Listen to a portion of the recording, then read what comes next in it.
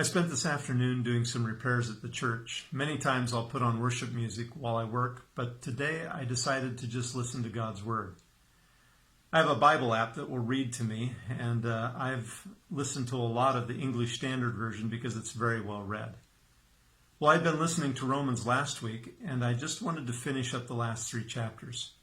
But that went by super fast, and I was on a ladder with my head in the ceiling, so when it finished Romans, the Bible app went right into 1 Corinthians, and then 2 Corinthians as I continued to work, and finally Galatians. And I only got halfway through Galatians, but all of that took just about 3 hours. And here's what happened to me as I worked and listened. First of all, my mind was kept from bad thoughts. I was challenged, convicted, amused, inspired, encouraged, given several reality checks, a couple of attitude adjustments, and frankly, I was nourished. It was a richer, more satisfying, more refreshing experience, even than listening to worship music, and that surprised me. But then I'm surprised every time I listen to long portions of God's Word. I always think, why don't I do this more often? This is so rich. Now, don't get me wrong.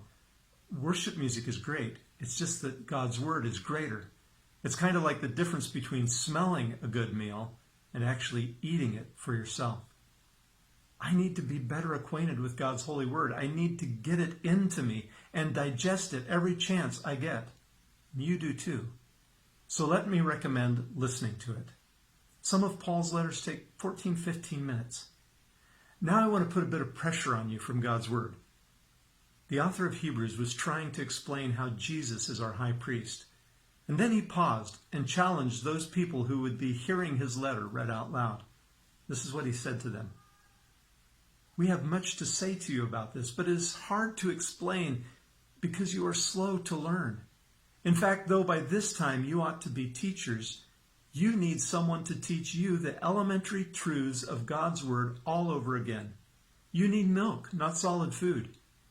Anyone who lives on milk, being still an infant, is not acquainted with the teaching about righteousness.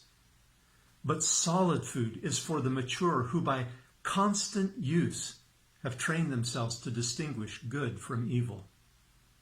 Oh, my friend, don't neglect the nourishing of your soul.